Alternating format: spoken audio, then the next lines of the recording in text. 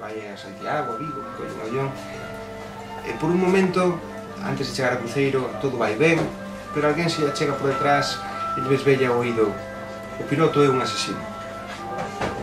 Entonces, bueno, a verdade é que é unha novela na que se mete un pouco o xénero de novela negra, un pouquinho de terror.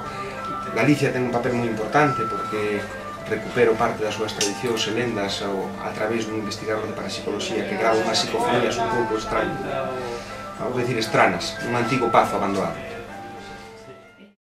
O personaxe principal é piloto de linearia de largo radio, pois Bangkok, México, Costa Rica, Argentina, con Buenos Aires, hai moitas cidades nas que a novela cobra vida.